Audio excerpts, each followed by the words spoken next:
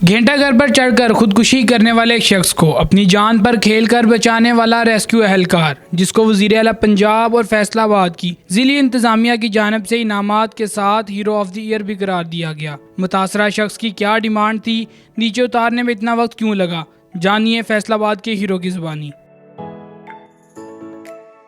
अस्सलाम वालेकुम नाजरीन, आपका मेज़बान मोहम्मद हमज़ा आपकी खिदमत में हाजिर है और आप देख रहे हैं फैसलाबाद टीवी।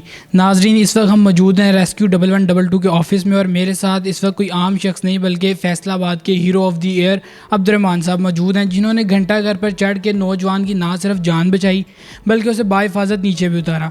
आइए इसी वाले से इनसे बात करते हैं और जानते हैं कि इस ऑपरेशन को कितना टाइम लगा और इन तक कॉल कैसे मौसूल हुई। सर, सबसे पहले तो आपके जज्बे को सलाम, और ये कि रेस्क्यू के शोबे से आप कितने अरसे से वाबस्ते हैं और इसका शौक़ था आपको? जी शुक्रिया। सबसे पहले तो अल्लाह ताला का लाख लाख शुक्र है कि जिसने हिम्मत और हौसला दिया और हमने इस इम्पॉसिबल मिशन को जो है वो कंप्लीट किया। मैं रेस्क्यू 1122 में जो है वो पिछले 15 साल से जो है वो खदमात सर अंजाम दे रहा हूँ।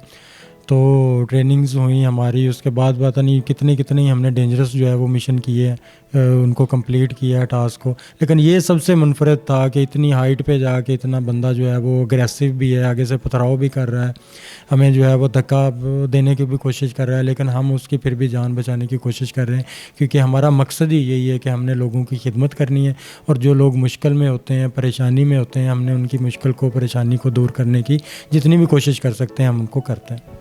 सर, ये कि आपको कॉल कैसे मौसूल हुई, सारी कार्रवाई कैसी की गई, क्या आप उस वक्त ऑन ड्यूटी थे?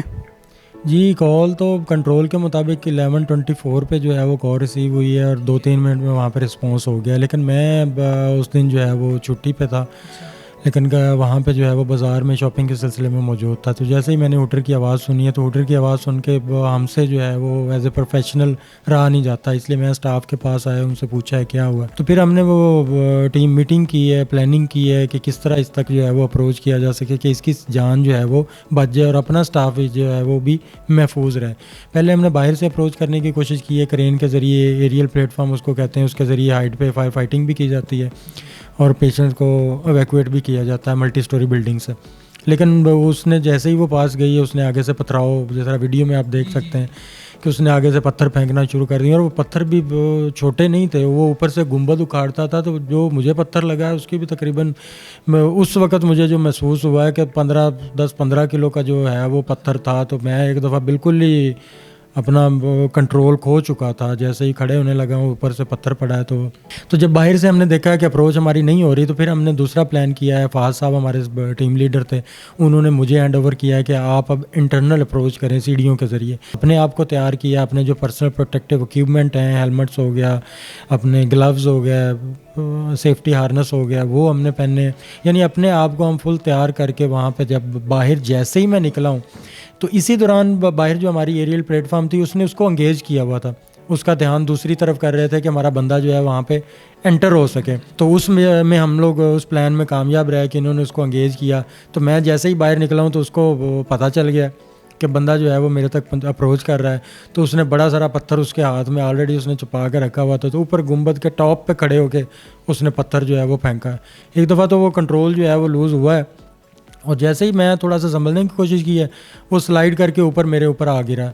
तो फिर मैंने अल्लाह का शुक्र अदा किया है कि वो दूर नहीं है अब मुझसे, अब मेरे पास है, तो मैं किसी न किसी तरीके उसको जो है वो काबू कर सकता हूँ। मैं उसको गले लगाने की कोशिश कर रहा था, वो मुझे गिराने की कोशिश कर रहा था। उसके बाद उसने मेरा हेलमेट भी जो है वो वीडियो में आप देख सकते हैं कि सर से उतार के ऐसे फेंका है, तो स्ट्रैप भी उसके मेरे गले में जो है वो फिरे। और इस सारे मिशन में तकरीबन 1.5 घंटा जो है वो हमारा सर्व हुआ है और ऑन द टॉप जो है वो तकरीबन 40 मिनट तक हम उसके साथ फिज़िकली जो है वो लड़ते रहे हैं। वो आगे से लड़ता रहा है, हमारी कोशिश थी उसको कूल डाउन करने की, लेकिन जब वो एग्जॉस्ट हो गया, बिल्कुल थक गया है, तो फिर वो जाके थोड़ा सा सुकून में हुआ। उसके बाद उसने पानी मांगा है, हमने उसको वहीं पे ही पानी जो है वो पिलाया और उसको अच्छे तरीके से सेफ्टी हार्नेस पहना के वापस जो है वो नीचे उतारा।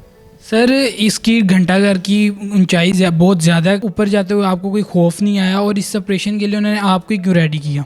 जी, एक तो मेरी हाइट रेस्क्यू की ट्रेनिंग्स हैं यहाँ पे भी, जो हमारे इंटरनल डिपार्टमेंट में ट्रेनिंग्स होती हैं हाइट रेस्क्यू की, वो सारी मैं जो है वो उसको देखता हूँ, ट्रेनर हूँ हाइट रेस्क्यू का।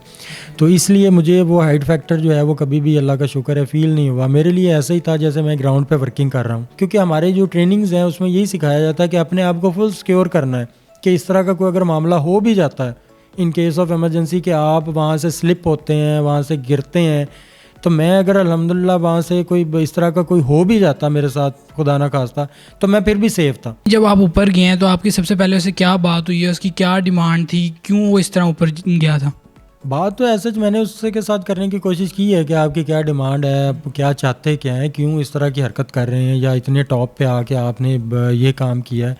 तो उसने मेरे साथ कोई ऐसी बात की नहीं है, वो फुल अग्रेसिव मोड में था, वो मूड ऐसे ही था उसका कि ये बस मैंने इसको ना वो नुकसान ही पहुंचाना है, जिस तरह भी नुकसान। जब उसका बस नहीं चला तो फिर वो उसने बाइट्स करने की कोशिश की है, कि वो यानी वही उसके माइंड में था कि मैंने इनको नुकसान पहुंचाना है, और इसके अलावा उसकी ऐसा कोई डिमांड नहीं थी। जिस तरह वो ऊपर फ्रीली घूम रहा था, उसका ज़हनी तवाज़ुन ख़राब था या वो नशे में था?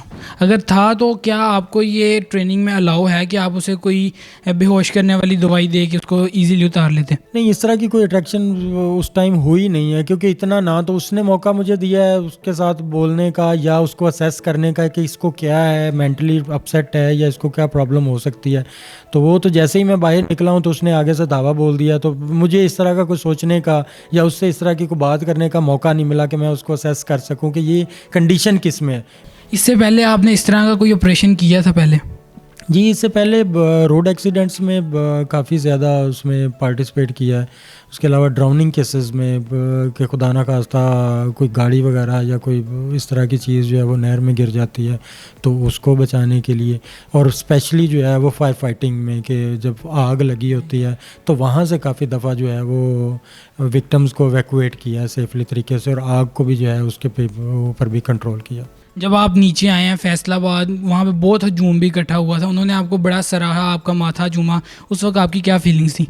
जी, उस वक्त तो फीलिंग ऑन द टॉप थी, बड़े जज्बात थे लोगों के। तो ज़ाहिर बात है अब एक उनको अच्छा काम लगा है, उनके शहरी की जो है वो जान बची है, तो मैं इस सिलसिले में जो है वो अपने फैसलाबाद के लोगों का शुक्रिया अदा करता हूँ कि उन्होंने मुझे इतनी इज़्ज़त दी, इतना मुझे हौसला दिया, कर्ज दिया। मैं ऊपर भी था तो बाद में वीडियोज़ में उनकी आवाज़ें जो हैं वो जब मैंने सुनी है, हालांकि ऊपर तो उनकी कोई आवाज़ नहीं आ रही थी मुझे, ना ही मेरा फोकस था नीचे, लेकिन जब बाद में मैंने वीडियोज़ में उनकी आवाज़ें सुनी है तो उनके दिल में मेरे लिए दर्द था। कुछ लोग ये भी कह रहे थे कि गिरा दो उसको, छोड़ो, दफ़ा करो, लेकिन हमारा जो मकसद था, अगर उसको छोड़ना ही होता तो हम लोग जाते ही क्यों। तो फैसलाबाद की आवाम के लिए क्या पैगाम देना चाहेंगे आप? फैसलाबाद के आवाम के लिए यही पैगाम है कि अगर इस तरह के अच्छे काम जो है वो आपको नज़र आते हैं या देखते हैं, आपके कोई भी डिपार्टमेंट जो आपकी हेल्प आउट आपको करता है, तो उसको अच्छे तरीके से दिल खोल के उसकी हौसला अफजाई करें, ताकि वो और अच्छे तरीके से बेहतर जो है वो बेहतर से बेहतर काम कर सकें। ज़िली इंतज़ामिया जो है फैसलाबाद की, उन्होंने आपके घर जाके आपको सराहा, आपको हीरो ऑफ़ द ईयर का उन्होंने आपको खिताब भी दिया, कैसा महसूस कर रहे हैं उस पर? जी, मैं ज़िली इंतज़ामिया का और अपने डिस्ट्रिक्ट एमरजेंसी ऑफिसर का शुक्रिया अदा करता हूँ इस सिलसिले में कि उन्होंने मुझे हीरो ऑफ़ द ईयर 2022 करार दिया है, और घर पे जाके मेरे घर वालों की भी हौसला अफजाई की है। उन घर वालों को भी ज़ाहिर बात है बहुत अच्छा लगा है।